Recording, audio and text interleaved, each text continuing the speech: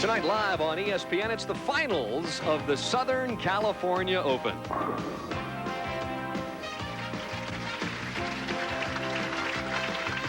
And welcome back to active West Town Square Lanes in Riverside, California. There you see 25-year-old Amleto Monticelli, 5'8", 150 pounds, and Mike Durbin, he will generate some hit, won't he? One of the big hook ball bowlers on the PBA Tour. One of the most likable guys on the PBA Tour. Starts it in and sends it out. Perfect.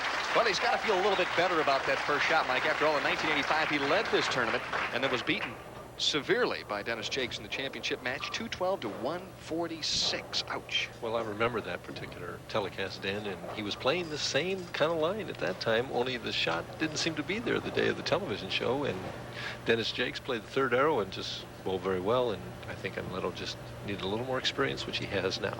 And that's the nation's first look at Dave Arnold. Oh, my goodness, that first shot on national television is always just a little tough, isn't it? Well, he got away with going through the heart of the pins, has only the 3-6. Dave bowled outstanding last night. Very straight player, very square game, 4 steps. And I really like this young man. He bowled just super in the clutch last night, struck all the way up from the 8th frame to make our telecast. Dave won all 8 matches last night, averaged better than 245 in the process. He actually started last night's play, Mike, in 16th place, and boy, did he climb the ladder. And when he got to that 10th frame last night and he struck out, I asked him, you know, what was going through your mind? What were you thinking about? And he says, I was just thinking of making the shot. That was the only thing in his mind, was to make a shot. And he defeated John Gant, 257 to 249 in that position round game to go from 6th to 5th. So the scores were very high indeed. Very tall at 6'3", 175 pounds. And he's a little lost, a little high the first time, a little light the second time, and I think that's just nerves. The lanes are a little bit tighter today than they have been. And by that I mean that the ball's not hooking quite as much as it has all week long. So you kind of got to point it up just a little bit and soften the speed just a little bit. Dave supplied the finest match play record of our television finalists throughout the week. 16 wins, 7 losses, and 1 tie. Actually won his last 9 matches. He'd like to win number 10 in a row here. The first one tonight, very calmly, very coolly, though, shoots the cross alley spare. Well, he feels a little better now. He got 2 spares underneath his belt. He can sit down and watch Amleto go to work. Amleto finished 7th here in 1986. He has finished twice in 2nd place this year and 6 times overall in his career. He is way, way overdue. Light hit carries. Well, that little double reminiscent of Jim Harvey's 11 consecutive strikes last year, and he ends up shooting the 297. Amleto, 5 steps. Watch this open shoulder right there. The ball is turned all the way back around. Look at the head. Now watch his arm as he comes through. Then his arm will actually be bent at the bottom of the swing. Comes right in here, and it's bent there. It's not extended, and he lifts hard with the fingers, hits the ball on the upswing, and as he follows through, as Nelson Burton Jr. said, he looks like a guy pulling a lawnmower string.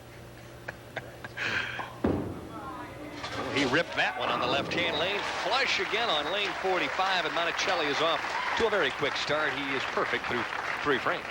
And Dave Arnold, as Billy Whaley used to say, is getting his baptism under fire tonight. Trails by 22 already. Dave, in his 3rd year as a PBA professional, career earnings $38,577. Only bowled 7 tournaments last year and won $17,000. I thought that was outstanding. Oh, you're not kidding. That. Hey, $2,000 a week, that's pretty solid. Better shot. I know you were very impressed with this young man last night, the way he stormed through a very talented field. Well, one of the reasons why is he has such a solid game. And we can see it's a 4-step here. He pushes the ball and steps at the same time. The ball goes into pretty much of a free swing. He's got a nice long arm. The ball is actually just a freckle late in his timing there. Gets it pretty close right here. Nice, deep knee bend. Good follow through. On balance. Left arm out there. It's a nice game. Can't go wrong with that game. For the double. Oh! The old splice-o-matic there in the fourth. So Arnold bounces right back with a double of his own. He trails by 12, and there you see Amleto. He is lining up, getting ready, perhaps for strike number 4. And there you see slender Dave Arnold out of Campbell, California. He trails by 21, but he's working on a strike in the 6th. Big frame coming up from right here. Cut that lead down to 11 and set himself up to really put the pressure on Monticelli. Soft 10 on this lane the last time. See if he gets it up a little higher in the pocket. Light again, and carries that light hit. Says, heck was solid. I'm going for that high percentage hit late. All right, here's Dave Arnold from the extreme outside, pointing it up, not getting the revolutions that Monticelli does, but getting the same result. Hits the head pin thin, and that old 4.57 going out that wall shot. And Dave, throughout the week, averaged 194 on the championship pair, games of 215 and 173. That compared, of course, to Amleto averaging 251.5 on the championship pair. Struggled, didn't he? Oh, he sure did. This can cut it to a one-pin ball game. Oh, this kid can respond under pressure. I mean, wait till he gets used to the television lights, huh? It's always, though, the first time you're on, you're not really afraid because you've never You're lost not? before. You're not? Oh, come on, Mike. These kids today, they go right out there and throw strikes. They don't worry about national television. I guess you're right. Well, that 21-pin lead has been trimmed considerably.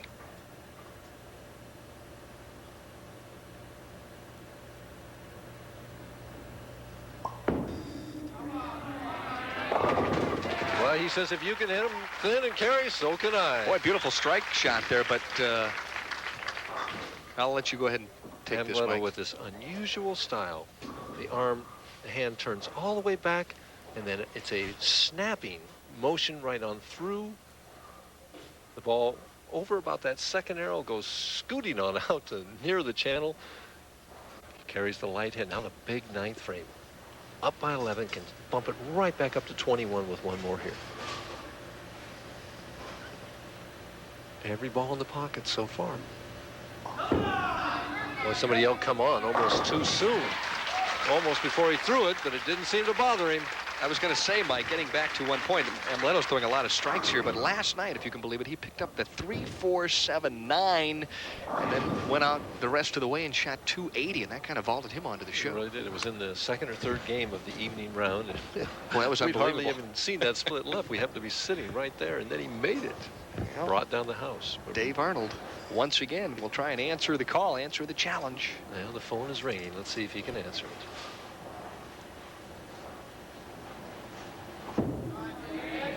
Light. And wow, That seems to be his best hit. This kid definitely can answer long distance. I mean, well, he's already won a PBA regional, and he's currently 2nd, I think, in the Western region. And so he has some talent. I think it's more a question of adjusting to the national tour and getting a chance to play out there full time. You know how important that is, and Mike. bowling on the tour conditions. As we see the score right here, and the situation is that he can strike all the way out for 257. Amleto can go all the way out for 268. We could have a tie. It's a possibility of a tie here still. Has to have this one, though. Cuts it to 1 with his strike. In his favorite lane, right there. Oh, perfect. Nothing seems to disturb this kid, I'll tell you what. He's looking over at the score now saying, well, what's the situation here? I know I've thrown a lot of strikes, but... And he has. He's got 5 in a row going. This is to take the lead then for the first time in the match. And this puts him in the 250s and makes Amleto strike in the first ball in the 10th. No, he's only made 2 top 24 finals this year. And this is his first telecast, but he's taking advantage of the opportunity.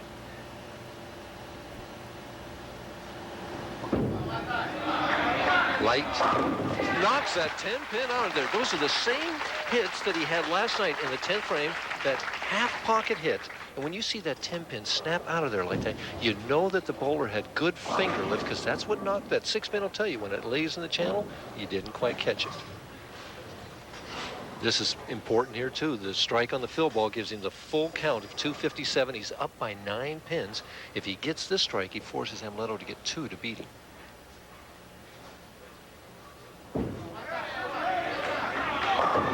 And the solid 10 pin for 256 with an outstanding performance. Well, 8 strikes in his opening test on national television. I would say that was probably an A for effort. I mean, a little jittery the first 2 frames, and after that, every ball in the pocket. And Amleto knows the situation. We still have the possibility of a tie. Haven't had one of those yet. Nope. There's a first time for everything.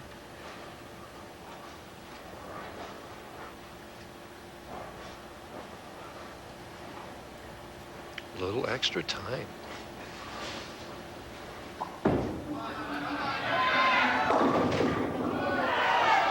it fell! I don't believe it. It was going to stand, and then it fell. Well, a little late on the 9-pin, but Amleto Monticelli has really been snake bit on television the last couple of years, and he might have gotten the break of his career right there. Watch this. Watch your 2-pin. Third from the 2-pin hits the 4 falls to the 9, and the 9 falls. Boy, look at that reaction from Amleto. Now the situation still, he has not won yet. He needs 9 pins and a spare in order to win. And there you see Amleto very alertly contacting Harry Golden, PBA's national tournament director. He was the tournament leader of the PBA Nationals in Toledo this year. Against Randy Peterson, he needed to double in the 10th frame, and he left a solid 4-pin. Right now, he'll settle for a 4-pin. If he'd done that at the PBA National, he'd have won that tournament. Well, there's no question in anybody's mind out here. He is a very talented player who really should be in the winner's circle. Oh, a lot of room, And it comes way back. Well, that was an explosion there. You see the look in his eyes as the young Venezuelan very pleased with his opening victory, and Dave Arnold couldn't have bowled much better. 256, and he loses his first time on television. The kid said, well, welcome to the PBA. I mean, this is how tough it is out here. Scores have been tremendous all week, and last year, remember, Jim Harvey started with 297 in the opening match here at Town Square Lanes. Makes me remember my first game in match play portion of the PBA tournament was in San Jose in 1967. I bowled Jim St. John, and he bowled 298 after the first game, as Amleto finishes with 268. Well, a blistering pace set by the young professionals here in the Southern California Open. 268 to 256. Dave Arnold will leave with $4,000, and you would think 256 would be good enough to come up a winner on the PBA Tour, but not this evening. We're back at Active West Town Square Lanes in Riverside, California, and we're live, and this is the finals of the Southern California Open. Rowdy Morrow knows exactly where he is at and knows what he has to do. And that strike, light, and the dinner bug. He lost that ball in the downswing, didn't get the lift, and he's in big trouble right now. He's falling further and further behind, and when a guy's doing nothing but striking against you, and you have no reason to think that he's not going to continue to do that, it really puts some pressure on you. Switches balls for the 3rd time at the spare, right at it, and chops it. And this match is pretty much history right now. Rowdy right now, if he goes all the way, his potential 223, 47 pins down, throws this dark ball at the 2458. Those pins are 12 inches apart, and that's why you can chop it just like that. Not to bring up a sore point, but Rowdy is 0 for 3 on national television, and although he's averaged 214, he's yet to break into the winner's circle, and you can almost see him out there. You try so doggone hard to get the job done, and some nights it just doesn't want to happen.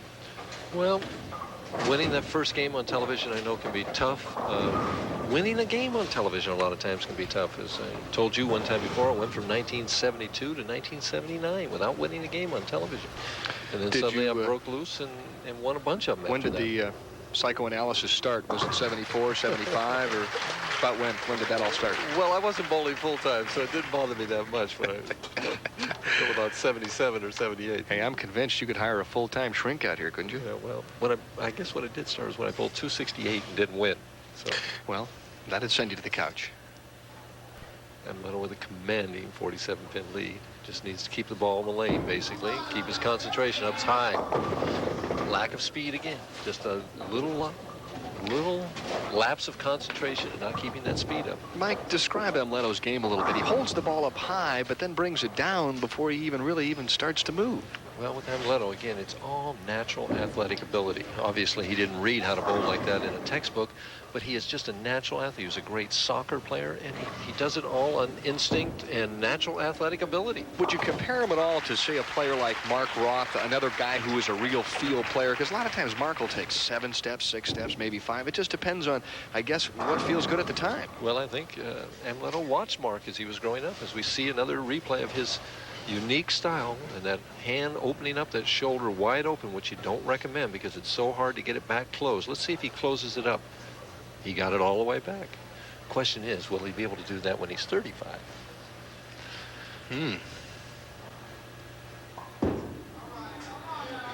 Of course, he may have made enough money by then, but he won't care. I know what, I bet the guy could toss a frisbee about 300 yards.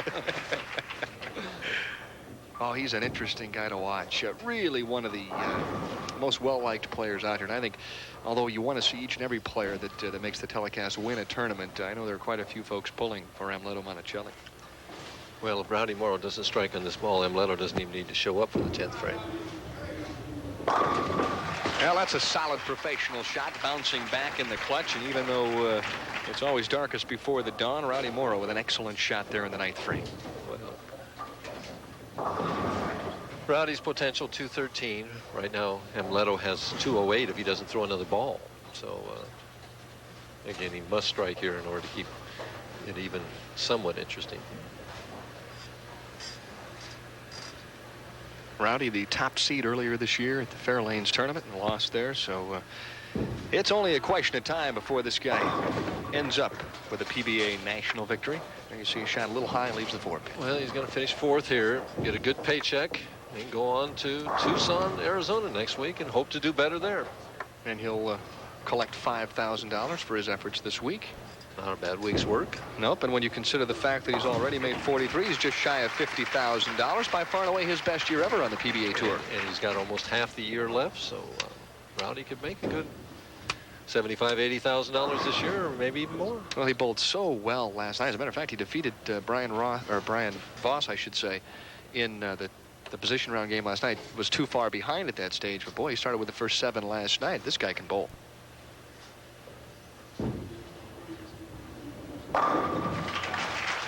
Naturally, but it doesn't matter, then they all fall.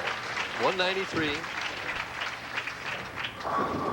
What little trouble Amleto has had has been on lane 46 on this right lane. Well, Amleto started with a 268-256 victory over Dave Arnold in game number 1. If he strikes out, he'll shoot 258 in game 2. Is it the room? Spins don't have a chance. It's definitely a case of overmatch. Well, he threw 10 strikes in game number 1, and he's got 8 here in game number 2 thus far with 2 shots left. Be 10 and 10, huh? That's kind of a nice average, don't you think? 10 strikes a game. You'd love to get that kind of run, Dan. Yeah. 10 a game, boy, we'll take it. X marks the spot.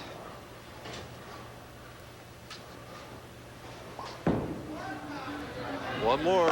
Amleto is really loosey-goosey at this point, too, Mike. He's just letting that thing go. But I'll tell you, he's only thinking of one thing now. I mean, he's keeping it going, but he's thinking, I want to get to that title match, and I want to win. You know, this is another opportunity. It doesn't matter that he shot 250 and 260. I mean, even though he needed the 260 to win the first game, it doesn't matter how much if he doesn't continue to win. One loss and you're gone. Amleto thus far this year with $58,540 in his pocket. Like to add 17,000 more, which is on top this week. Boy, did he give that one room. And it came back. Oh, my. Racing back for a dandy of a 258 game. Amleto Monticelli red hot here in Riverside, California. Monticelli, 49 in the second, a spare up in the third, and guess what? Right back in the pocket for a strike on the right-hand lane. Boy, he has just been superb here this evening. I better watch out. If he continues to bowl like this, I need to congratulate him in Spanish, right? Can you do that? Well, I'm going to give it a try. No, he is a very likable guy. Boy. Really works hard at his game. And as Mike and I mentioned, coming in, averaging 251 throughout the week on this pair and averaging 263 tonight. He'll want to take this pair home with him. One more increases it to 35-pin lead. Really gave it a lot of room. Here it comes. Oh, boy. It's like a magnet just drawing it to that 1-3 pocket. Well, Amleto comes from a bowling family. His dad owns a bowling center in Venezuela, and he's been bowling probably since he was knee-high to a ball return. Well, it shows. Baker in a bad position. He just needs to get striking right away. A lot of room, and it came back and made it. Well, Baker tries to avert disaster right now and right himself and get back into the match. There's still plenty of room, Mike Durbin. But it's always tough when you're halfway through the game, you haven't had a double yet, and you're down by 35 pins, and you expect your opponent to get more strikes. And there's Mark Baker's family, his dad to the right. Don't look too happy right now, too. No, I don't blame him. Stepmother in the middle, and of course, his sister. Or the double. Perfect. Yeah, that'll cheer up the hometown fans and family as well. Keeps him alive, gets a little momentum building. Now he has to hope that Amleto just slows down, that he just stops for a frame, you know. Not necessarily root against him to get an open or anything, but just stop striking is all Mark is thinking. You can see the pressure written all over his face. Just give me any kind of an opening, Amleto.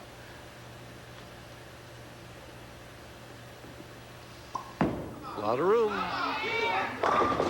You sound like a broken record. A lot of room. Oh, my goodness. Well, he's playing a game that most of us in the bowling industry are completely unfamiliar with, Mike. When you hook at 25 boards, I mean, that's out of reach. It's just normal for him. It's just a natural shot for him. Yeah, he's just smoothing it right now. I don't think he's really hitting it that hard.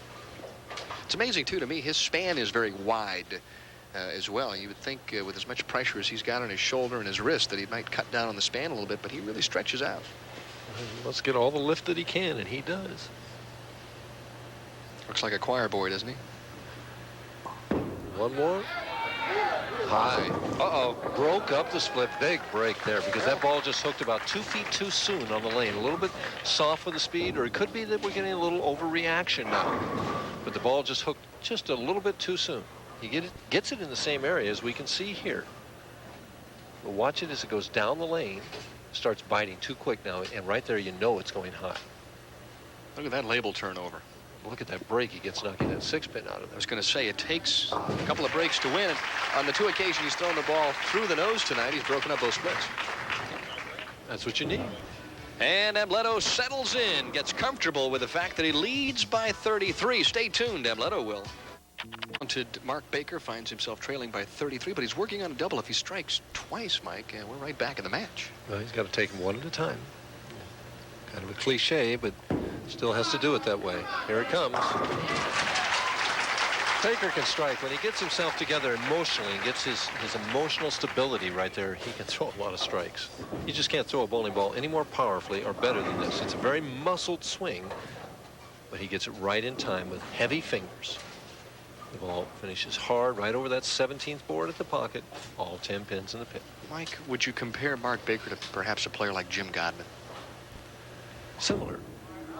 One more. Is it going to fall? Yes. Ooh, a little delayed reaction on that 7-pin.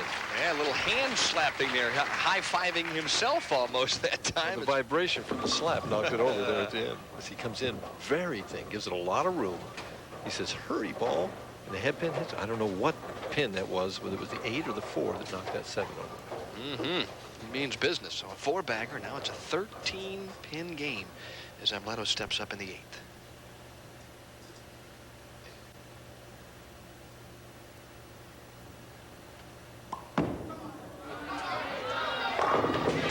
And as Amleto strikes, if we look back to the 3rd frame, when he left that Greek church, he got 7 out on a strike, which cost him 2 pins in count, which means it would be a 11-pin ball game at this point instead of 13. We'll see if that comes back to haunt him as we enter the 9th frame. And in these semifinal games, every stick always counts. And ironically enough, right now, as Monticelli has been ahead in this match all the way, if Amleto does not strike on this ball, Mark Baker can strike out and lock him out. Don't think that Mark Baker isn't aware of that. Well, look at those eyes. Wow.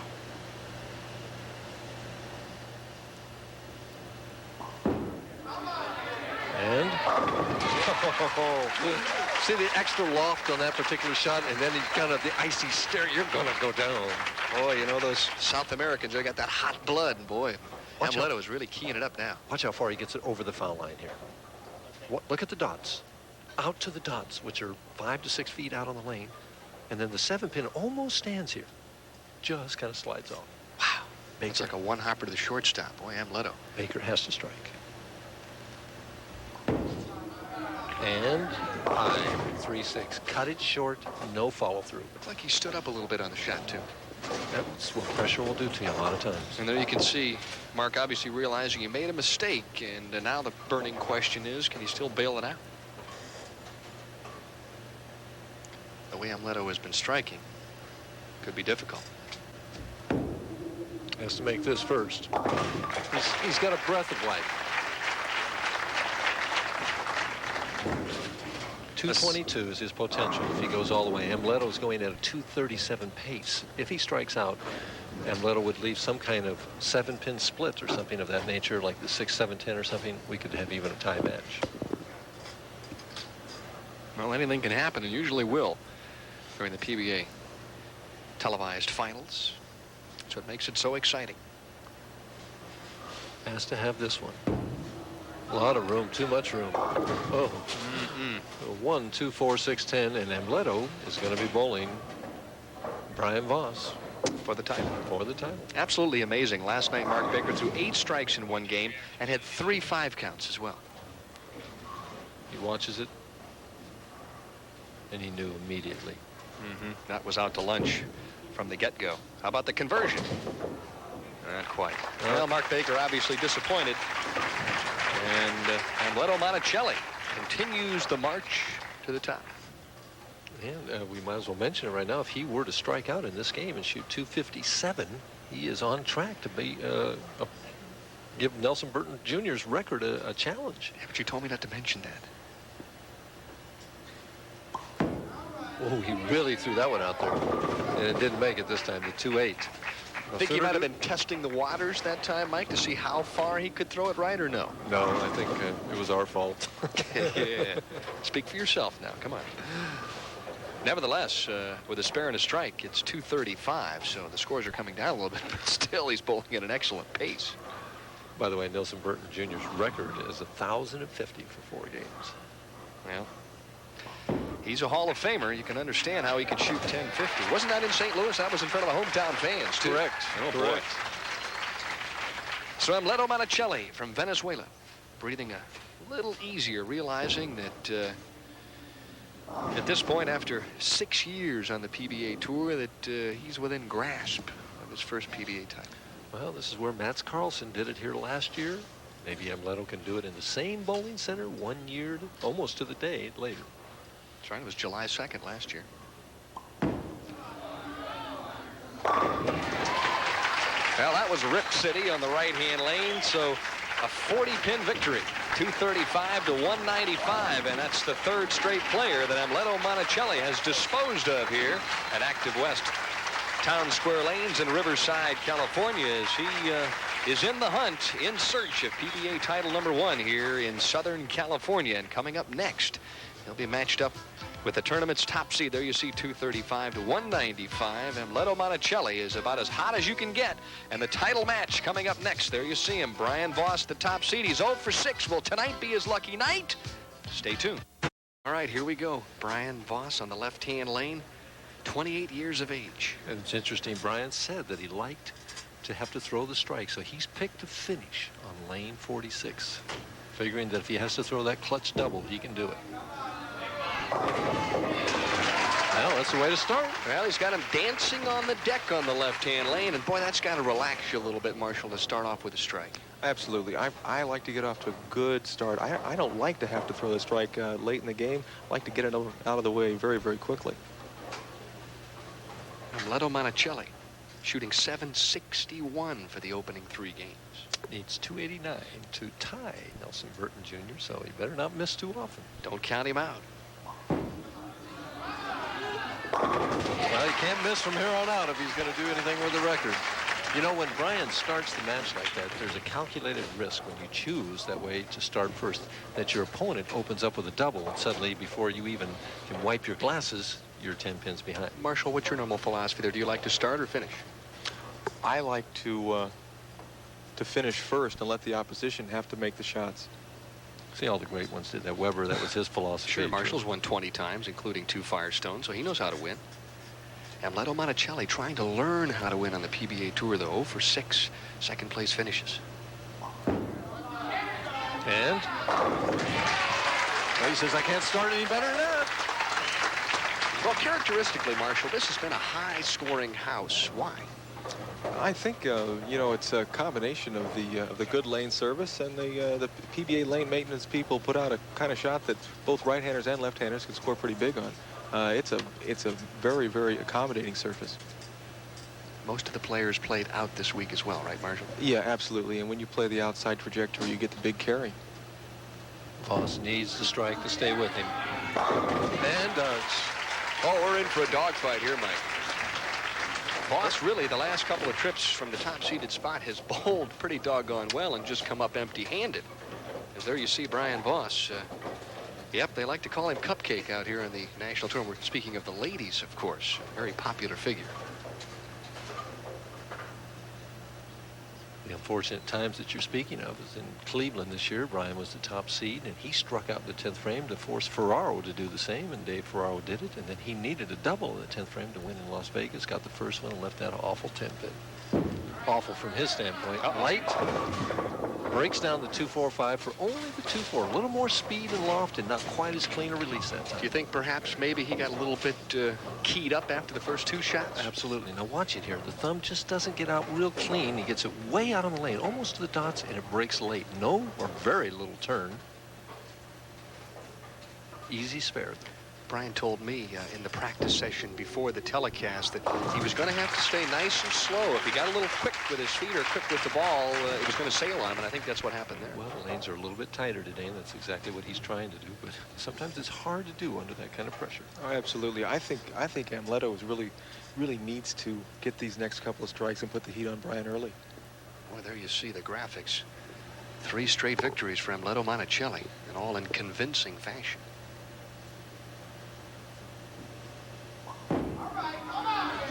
Light. Ooh, a little chink in the armor there. Leaves only the 2-8. There's been a lot of 2-8-10s on almost that same hit. Marshall, you didn't leave any of those this week, did you? I left a lot of 2-8-10s. And Leto trying to root it on up there. Now he's just hoping to avoid a split. A little concern there on that face, isn't there? Yeah, a little disgruntled, but I tell you what, he's plenty happy that the 10-pin didn't stand. Tough spare. Not easy spare. Makes it look easy. Well, no shot at Nelson Burton Jr.'s record, but who cares at this point? Monticelli just wants the victory. Absolutely. Amleto could care less about the record. Amleto finishing second at the Showboat in Atlantic City and also in the PBA National. So he got up and bowled well in some very big tournaments this year. Yeah, and it seems like he's either had the bad break late in the game or, you know, lost some concentration late in the game. If he has a shot going toward the end of this game, I think this time he'll make the big shot and win the tournament. He needs to stay close. A lot of room. Oh, that ball was in the gutter at 50 feet, guys, and he almost struck. Huh? Solid 10. Now, let me ask you this, Marshall. When you get into that situation, you know you got a little room, and you get keyed up. Do you keep throwing it further to the right? Well, you know, I think when you're Amleto's age, maybe you do throw it even further to the right. When you get a little older, you have a tendency to go a little more direct with the ball, as most players out here find out. Well, both players are on their games here early on in the title match of the Southern California Open. Very close indeed. Brian Voss leads by 1, but still a lot of bowling left. Class to live action. Brian Voss ahead by a pin, bowling in the 4th, and it's nail-biting time here in Southern California. And we should mention that somebody's bad luck, or whatever you want to call it, jinx or whatever, is going to end here. Brian is 0 for 6 from the top spot, and Amleto has 6 seconds, so somebody's going to end that 6. And had the 2-8 and leaves only the 2-pin. Our guest here tonight knows something about that awful word jinx, don't you, Marshall? Well, absolutely. I went a couple of years 20, 21, 22 shows in a row where I never won, and it does start to wear on you for a while. Now, I don't know if Brian got a little nervous or if the oil is carrying down, but that's a couple of light hits on this right-hand lane, and I've always said the toughest shot to throw is right out of commercial, and he came in a little light. Oh. The interesting thing, Mike, about Brian Voss, rather than adjust with equipment, isn't he the kind of player that normally will do so with hand release or perhaps speed? Isn't he more apt to make that kind of an adjustment? Definitely, Dan. He's learned to do that in his game since he came out here. He used to miss a lot of spares when he first came out. Then he started learning how to make spares by throwing harder and straighter at him on the PBA Tour.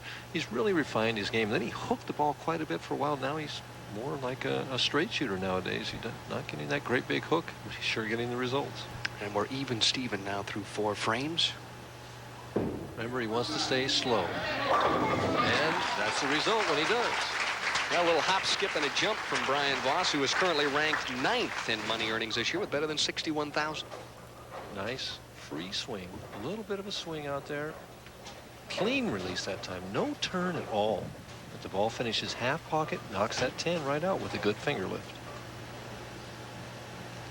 And Leto needing a strike to stay even. Came up light the last time on this lane. He'll probably just throw it a little wider. Just like that. What a beautiful shot. I'll tell you, he's got such a dynamic release. And, you know, he's never won, but he doesn't seem like he's scared. Marshall, back in the old days, you and Mark Roth were obviously the biggest hook players on the tour. Now you got players like Baker and Leto. I mean, Marshall, you're turning into a straight player out there. I've definitely become more of a middle-of-the-road player, and, you know, fortunately, things are still going well with my game, but, boy, I don't hit it like these young guys do. Is it intimidating to bowl against a guy like Jimmy Keith? It's fun to bowl against a guy like Jimmy Keith, especially when he shoots spares.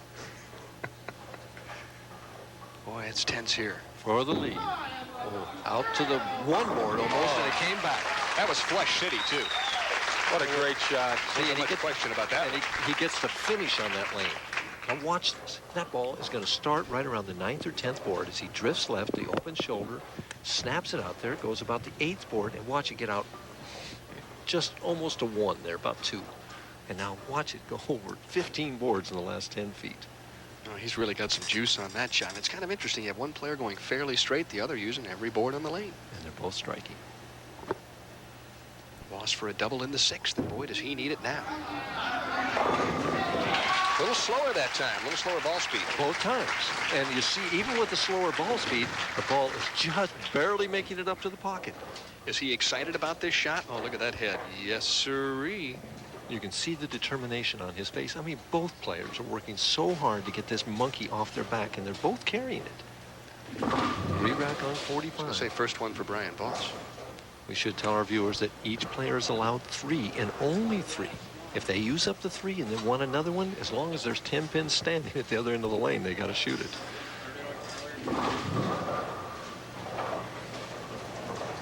Is this a double re-rack? A double re-rack. And Brian Voss has used up his 3. That's how important he feels this shot is. He wants to take the lead right now on this left lane, and he's used them all up. Okay, he re-racked in the very first frame that we weren't aware of. So he's fresh out. We'll have to make do with what stands up the rest of the way. Boy, he picked the right rack. Oh, and he pounded the fist that time, too. He realized that could have been the pivotal shot in the match because once again now the pressure is thrust upon Leto Monticelli's shoulders.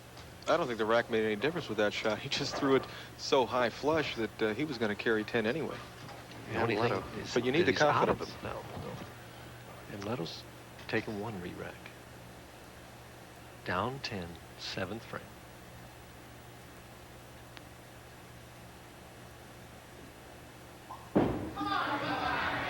Uh-oh. Through the nose, a 3-6-9-10. The ball hooked 2 or 3 feet too quickly on the lane. Boy, tough spare. Spare's tougher than the strike right now. And there you see Leto shaking his head. He knew instantly that he did not get the projection on the shot. Let's see it. Falls off balance to the right, and the ball goes left. And he's got to make this spare to stay in the match. He's going to be down 14 if he makes it.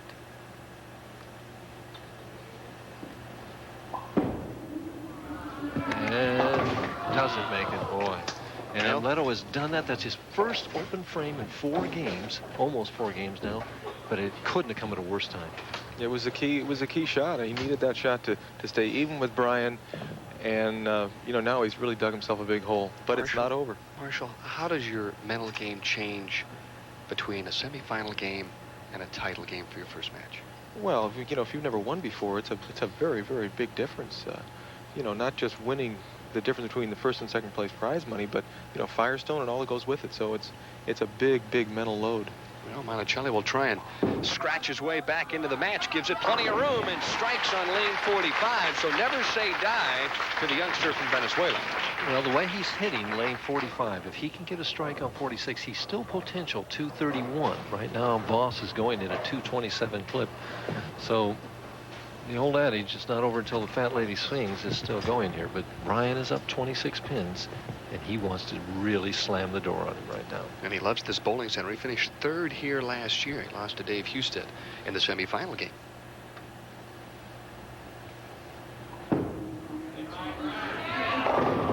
Oh, what? There's the break.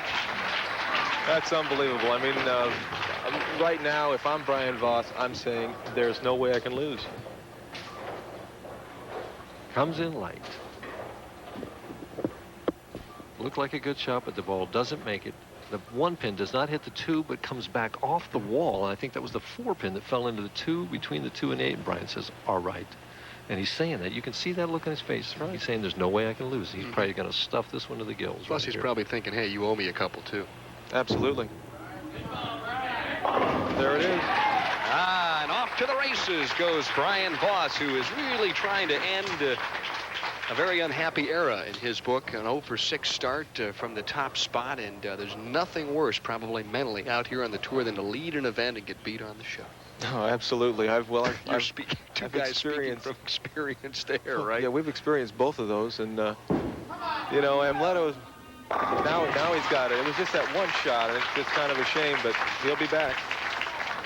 Still potential 231. He can make Voss show up for that 10th frame. It's highly unlikely, but stranger things have happened. You got to remember how Jimmy Pritz won his first title with Don Janello. We talked about that earlier, so you just never know in this game. Brian Voss currently shooting at a 267 pace.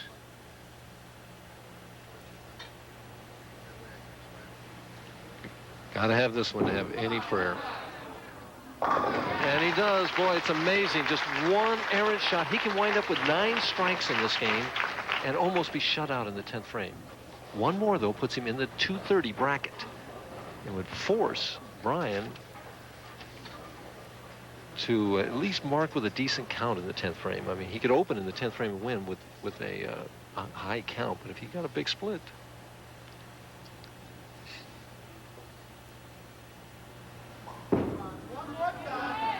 Nope. Well, that ends it all together. Brian Voss is going to be our Southern California Open champion, and Amleto has got 7 seconds now.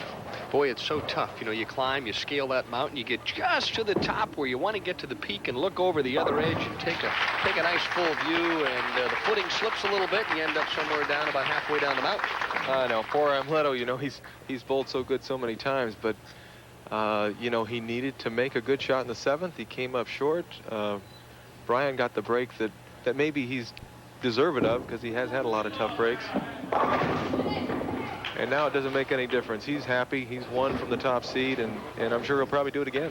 Boy, what about Brian Voss now with 2 victories here in 1987? Joins Randy Peterson as the only multiple champion, so Bowler of the Year honor certainly would start to maybe move in his direction if he continues to bowl well this summer. That's a possibility. I don't think he's thinking about that right now. I think he's just really, really happy to be a winner. Let me ask you this, Marshall, on Amleto's part. When you have to win 3 grueling games just to get to the title match, does it take something out of you, or are you relaxed and confident when you get there? Well, I can't remember what year it was, but I bowled in Milwaukee in the Millers, and I shot 750 for 3 games, and then shot 150 against Fred Jaski, so it took something out of me there. Well, there you see Brian Voss gets the handshake. The fists are clenched, 245 to 219, and you can see the relief on his face. Brian, I guess the 7th time is a charm. It's a great icebreaker, and from all of us at Active West, congratulations on a great match. Thank you very much. Thank you, Active West. Boy, 17,000, huh? It's a nice check. I know your mother was watching in Colorado this evening. She couldn't be here, but Mr. Bill Martin, the general manager here, will step in and present you with a gorgeous trophy. And I know Mom will probably be able to polish that up a little bit. Bill? Oh, yeah. Congratulations, Brian. Last year you were on our show in Active West, and this year you made it all the way to the top, and we're proud to have you as our champion. Thank you very much. Do I have to carry this on the airplane? And stepping in now, Mike Durbin. And Mike, I know we both had our doubts from time to time as to whether or not this youngster was going to win from the top spot, but boy, he bowled brilliantly here this evening. Well, I'd just like to congratulate Brian. One quick question. Amleto was just whipping along there those first 3 games. Were you a little bit afraid going into that match? Not really. You know, you got to go out there believing that you can win. No, it's like that. You got to think you can win out here, or you never will. And you entered the match with a lot of confidence in yourself, and that's the way you got to look at it. And I'd like to comment on that also. You could tell from the look on his face as we were watching that he had the determination this time that 0 for 6 streak was going to go by the boards. yeah. Well, you've won twice now already, maybe a third time in '87? Well, certainly that's in the back of my mind. I feel like I'm in contention for Bowler of the Year, and I hope that today will have kind of a snowball effect, and I'll win a few more. And, of course, you'll be bowling next week in Tucson?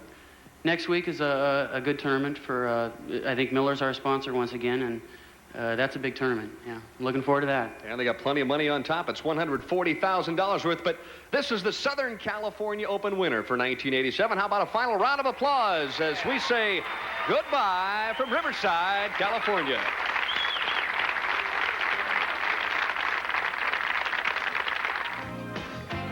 This has been a presentation of Bud Sports through the facilities of ESPN.